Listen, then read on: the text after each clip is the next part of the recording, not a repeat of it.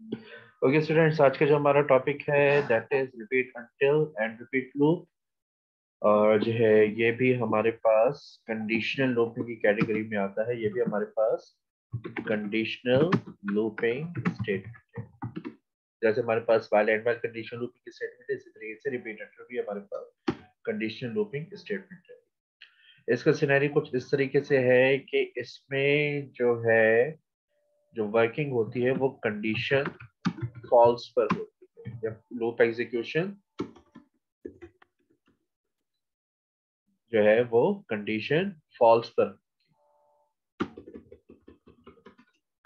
if condition is false, loop will be executed। यानी कि condition अगर फॉल्स होगी तो लूप एग्जीक्यूट होगा, और अगर कंडीशन ट्रू होगी तो लूप आपका ब्रेक हो जाएगा। जैसी प्रॉपर्टीज, ठीक है।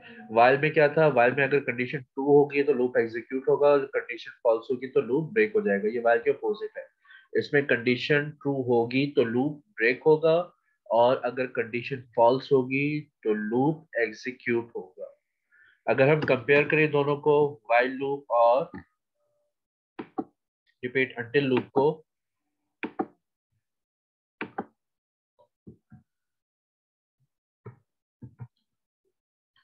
तो इसके सिनेरियोस कुछ इस तरीके से हैं कि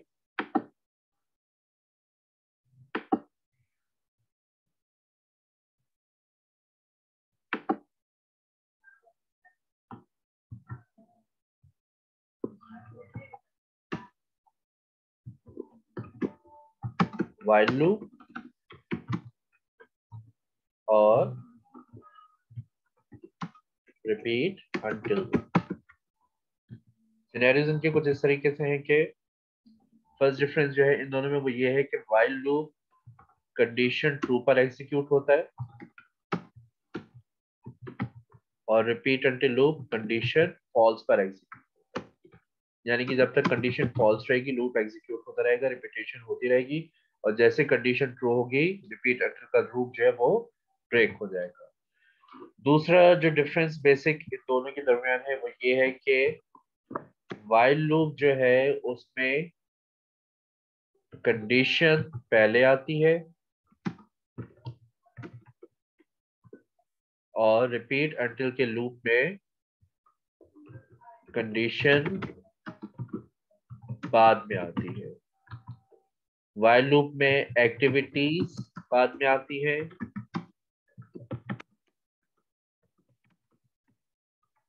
और रिपीट लूप में एक्टिविटीज पहले आती है। ये इनका बेसिक सा स्ट्रक्चर। कंडीशन ट्रू पर वाइल लूप एग्जीक्यूट होगा, कंडीशन फॉल्स पर रिपीट अंटिल लूप एग्जीक्यूट होगा। कंडीशन वाइल लूप में पहले आती है और एक्टिविटीज बाद में आती है। रिपीट लूप में कंडीशन बाद में आती है और एक्टिविटीज पहले आती है। और सबसे इंपॉर्टेंट लूप जो डिफरेंस है दोनों में वो ये है कि वाइल लूप में नॉट बी एग्जीक्यूटेड वंस। जरूरी नहीं है कि वाइल लूप एक दफा भी एग्जीक्यूट हो। ये जरूरी नहीं, हो सकता है वाइल लूप एक दफा भी एग्जीक्यूट ना हो, बट रिपीट लूप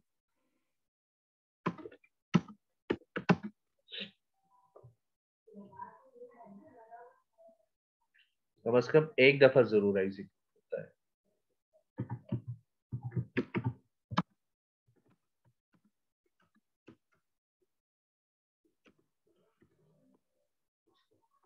ठीक है, तो रिपीट लूप की एक दफा एग्जीक्यूशन कंपलसरी है। उसका रीजन ये है कि इसमें कंडीशन बाद में है और एक्टिविटीज पहले है। तो रिपीट पर जब सिस्टम आ जाता है तो उसको पहले एक्टिविटीज मिलती है, कंडीशन पहले नहीं मिलती, तो वो उन एक्टिविटीज को एक दफा तो अटेम्प्ट कर लेता है। उसके बाद वो जाते हैं कंडीशन पर। कंडीशन पर अगर according to condition, repeat until की प्रॉपर्टी है कि कंडीशन फॉल्स होगी तो लूप एग्जीक्यूट होगा, कंडीशन ट्रू होगी तो लूप ब्रेक हो जाएगा। तो अकॉर्डिंग टू कंडीशन अगर एक्टिविटीज रिपीट हो रही होंगी तो रिपीट होंगी, वरना सिस्टम जो है वो इस लूप को ब्रेक कर देगा।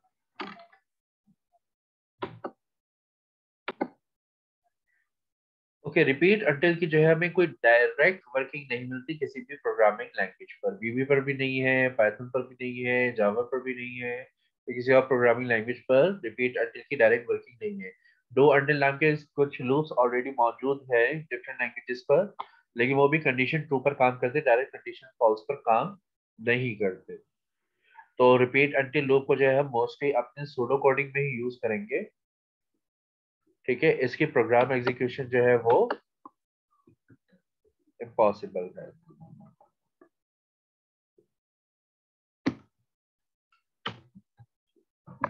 ठीक है, अब इसके स्ट्रक्चर की बात कर लेते हैं हम। स्ट्रक्चर इससे का कुछ इस तरीके से है कि पहले कीवर्ड आएगा रिपीट, उसके बाद आपकी एक्टिविटीज आएंगी, एक्टिविटी 1, एक्टिविटी 2,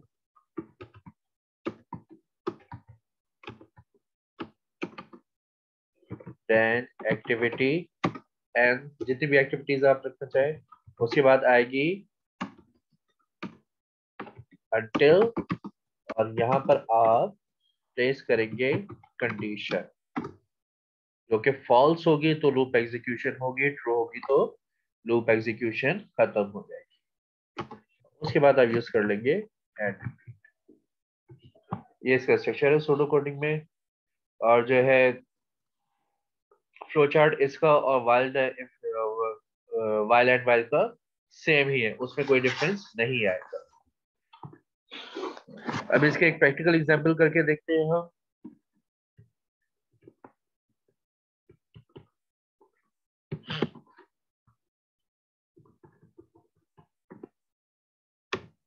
क्वेश्चन हम सेट कर लेते हैं।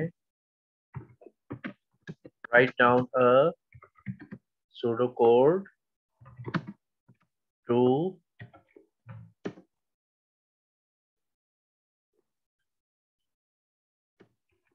print counting from 1 to 10, 1 से लेकर 10 तक आपको काउंटिंग प्रिंट करनी है। अच्छा, इसका सिनेरियो में कुछ इस तरीके से ले लेता हूँ कि मैं जो हूँ फिर तीनों लूप्स इस पे यूज कर लेता हूँ बारी बारी, ताकि अंदाजा हो जाए कि लूप्स जो है वो किस तरीके से काम करेंगी, या ये काम लूप्स की हेल्प से किस तरीके से होता है, और सारे लूप्स में क्या क्या डिफरेंस आता है।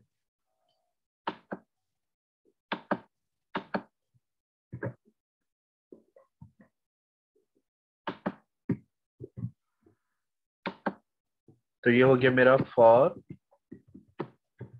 नेक्स्ट लूप, ये हो गया while एंड while लूप,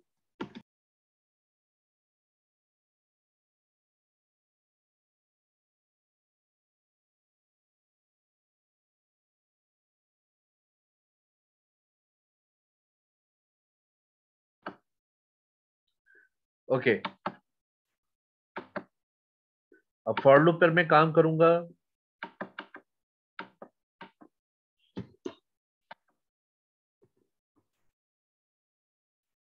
उसका तरीका कुछ इस तरीके से होगा कि 1 से लेकर 10 तक काउंटिंग प्रिंट करनी है, तो ये हो जाएगा मेरे पास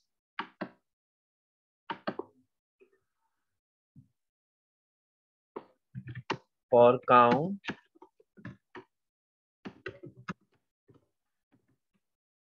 1 to 10।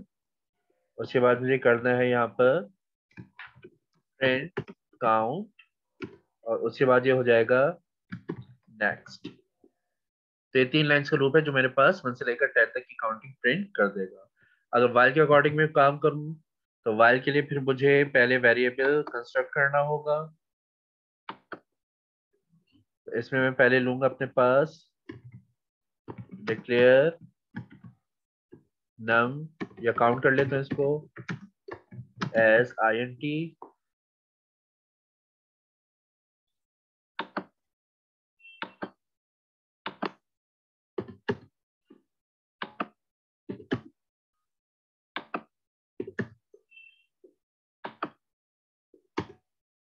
then while count is less than or equals to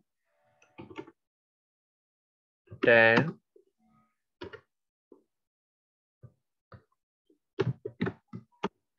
count is equals to count plus 1 और फिर मैं इधर कर लूंगा अपने पास print count और उसके बाद ये हो जाएगा एंड while।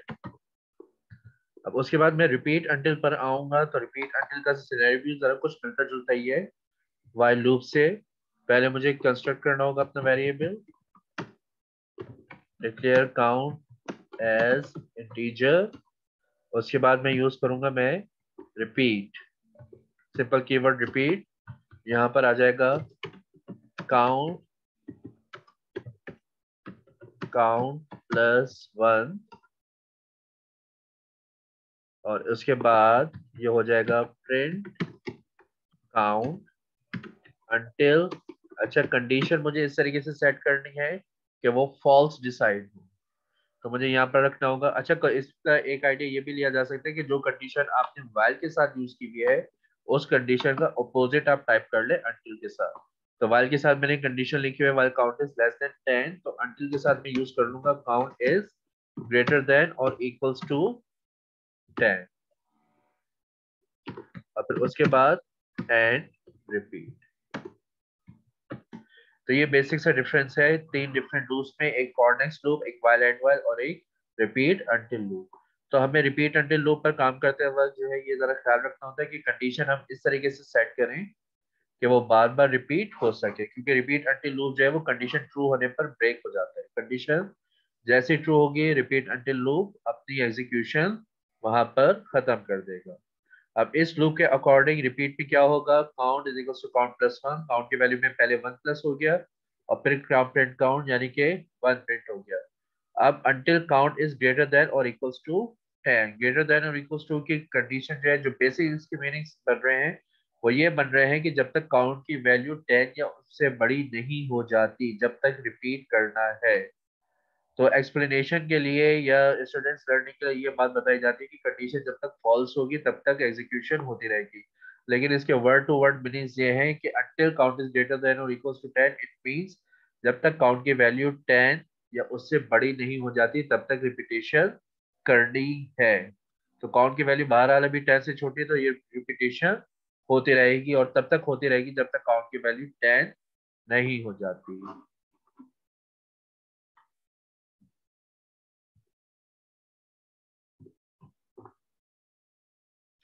ओके, अब इसमें आप देखिए अगर हम इसके स्ट्रक्चर के हिसाब से भी बात करें तो देखिए while एंड while लूप में कंडीशन पहले आ रही है और एक्टिविटीज बाद में आ रही है। मैं कंडीशन को मार्क कर लेता हूँ, हाईलाइट कर लेता हूँ और